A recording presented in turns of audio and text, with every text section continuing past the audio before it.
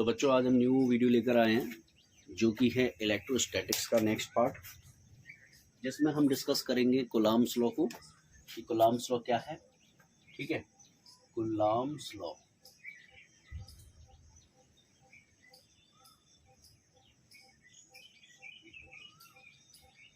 तो बेटा Coulomb's law की अगर बात की जाए इनके स्टेटमेंट की, तो इनका स्टेटमेंट ये कहता है कि अगर कोई दो चार्जेस, यहाँ हम लिख देते हैं कि if any two charges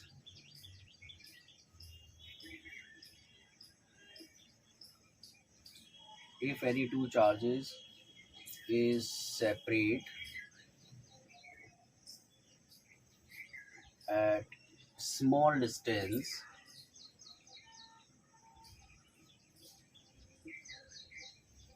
then force of attraction or repulsion is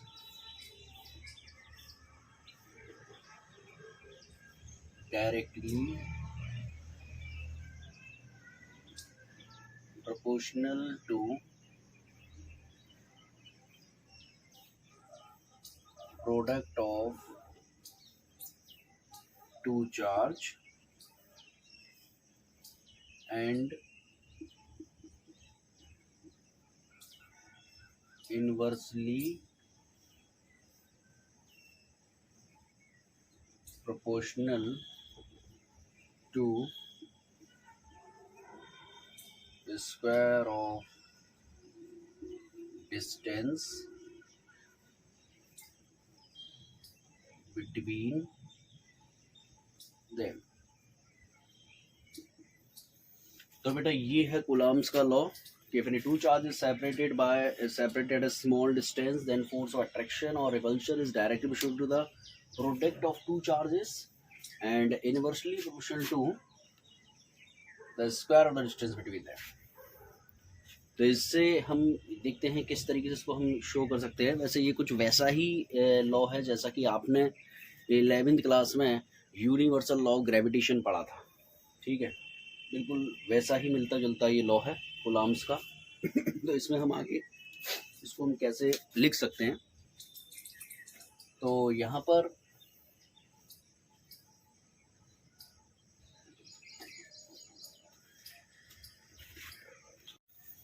फिर इसमें बात करते हैं कि भाई एप्सिलॉन नॉट क्या है। एप्सिलॉन नॉट बेटा होती है परमिटिविटी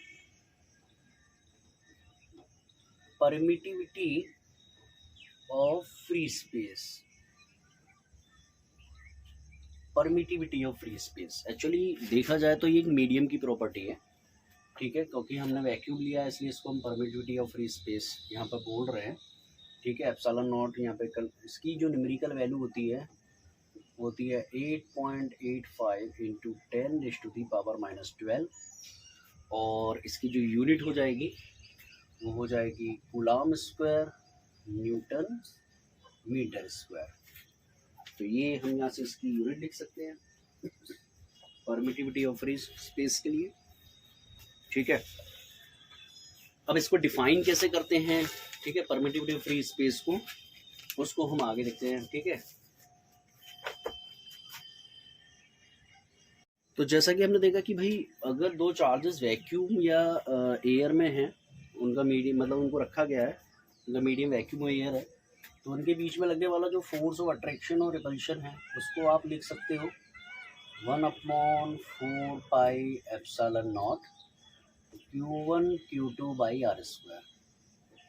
अब अगर इन्हीं दो चार्जेस को उठा करके किसी मीडियम में रख दिया जाए जो कि वैक्यूम और एयर नहीं है, उनका मीडियम कुछ और है, तो उनके बीच में लगने वाला फोर्स ऑफ अट्रैक्शन और रिपल्शन क्या होना चाहिए, है ना। तो उसके लिए हम लिखेंगे इनके बीच में लगने वाला फोर्स ऑफ अट्रैक्शन वो हो जाएगा F डैश और ये हो जाएगा 4 pi epsilon Q1 Q2 by are square. अब यहाँ पर ये परमिटिविटी जो है वो चेंज हो गई है, वो मीडियम की परमिटिविटी है, जैसे द परमिटिविटी ऑफ मीडियम है ना। एप्सिलॉन यहाँ पे परमिटिविटी ऑफ मीडियम है, परमिटिविटी ऑफ मीडियम। इस परमिटिविटी ऑफ मीडियम को हम कैसे लिख सकते हैं? तो बेटा वो होता है एक रेशियो है जो कि होता है आपका epsilon upon epsilon naught which is equal to epsilon r. ठीक है, एप्सिलॉन क्या है? एप्सिलॉन आर यहाँ पर रिलेटिव परमिटिविटी, रिलेटिव परमिटिविटी जो कि रेशियो है परमिटिविटी ऑफ मीडियम और परमिटिविटी ऑफ फ्री स्पेस का। तो यहाँ से आप एप्सिलॉन को लिख सकते हो एप्सिलॉन आर एप्सिलॉन नॉट। अगर ये वैल्यू को उठा के हम यहाँ पे पुट करें, ये हमारी मान लीजिए एक्सप्रेशन 1 है और ये 2 है, तो इसकी वैल्यू को उठा के हम यहाँ पुट करें तो जो फोर्स होगा हो जाएगा 1/4 pi epsilon naught Q1 Q2 by are square multiply by 1 epsilon r. ठीक है, अब अगर मान लीजिए इसको एक एक्सप्रेशन 3 और 1 को हम कंपैरिजन करें, तो कंपैरिजन करने के बाद हमें क्या मिलता है?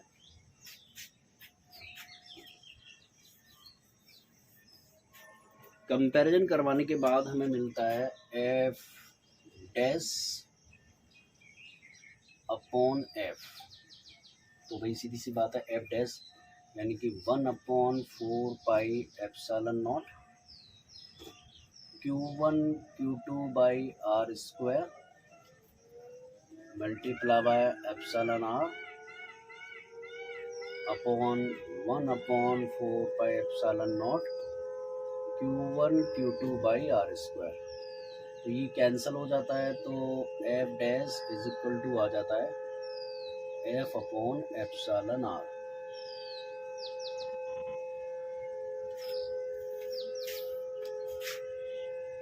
तो जैसे जैसे हम रिलेटिव परमिटिविटी की वैल्यू को चेंज करते हैं, फोर्स ऑफ अट्रैक्शन और रिपल्शन की जो स्ट्रेंथ है वो उतनी ही कम और ज़्यादा होने लगती है।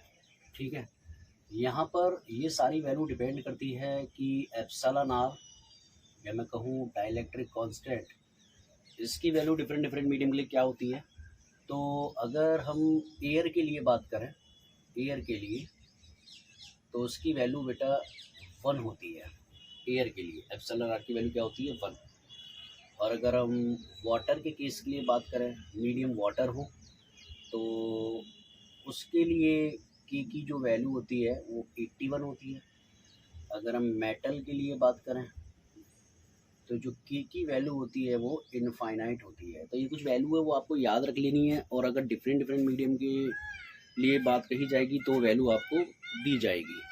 इसके ऊपर एक छोटा सा एग्जांपल देखो, ऐसे करके देख सकते हैं हम।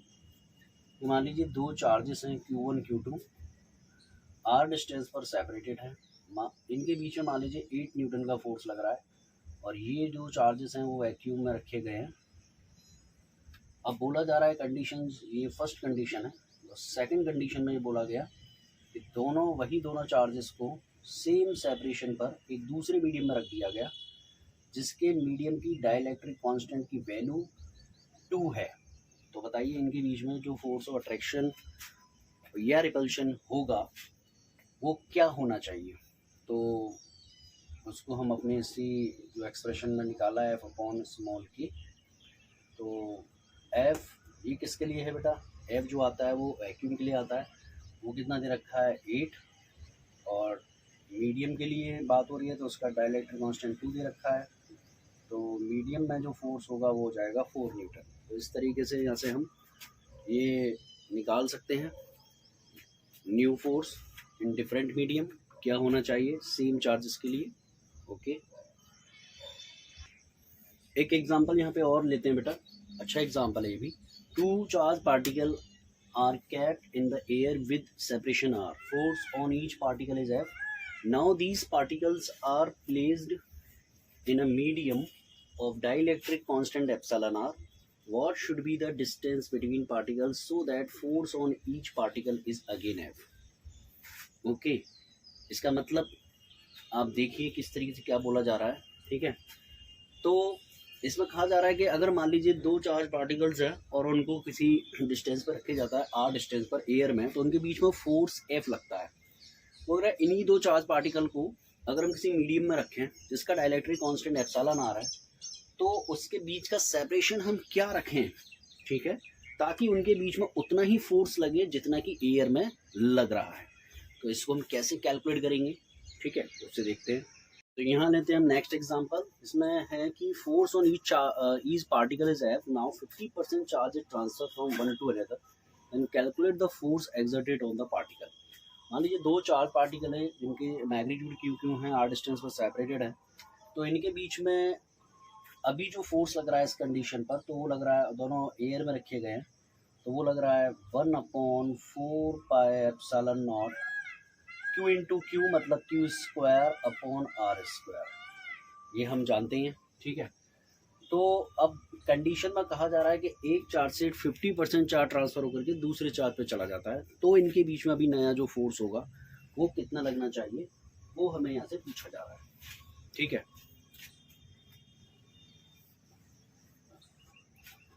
तो अगर 50% चार्ज एक से दूसरे पे चला जाए तो जो न्यू फोर्स होना चाहिए, मीडियम वही है, तो इसको हम वही ले लेते हैं 1/4 पाई एप्सिलॉन नॉट, और एक से दूसरे पर 50% चार्ज ट्रांसफर हो रहा है, तो इस पर बचा Q/2 और दूसरे पे जाकर के 50% ऐड हो जाएगा, मतलब आधा चार्ज तो पहले से Q है, तो Q प्लस Q/2 मिलके हो जाएगा 3Q/2 अपॉन R स्क्वायर।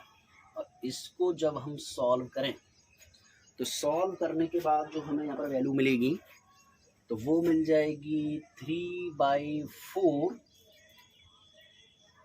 की Q स्क्वायर, इसको हमने K से रिप्लेस कर दिया, इस वैल्यू को पूरी को, अपॉन R स्क्वायर, ठीक है। इसको भी आप लिख सकते हो F is equal to KQ square upon R square, ठीक है।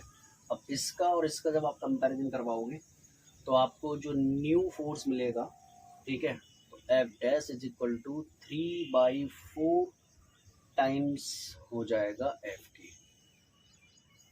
तो इस तरीके से आप यहाँ पर इसका आंसर दे सकते हैं। ऐसे बहुत सारे न्यूमेरिकल की सीरीज हम आगे करेंगे कूलॉम्स लॉ के ऊपर जो बेस्ड है नेक्स्ट अपने वीडियो में, ठीक है। आप अभी के लिए इतना आप पढ़िए समझिए, ठीक है, फिर आगे हम उसको डिस्कस करते हैं। Okay, thank you.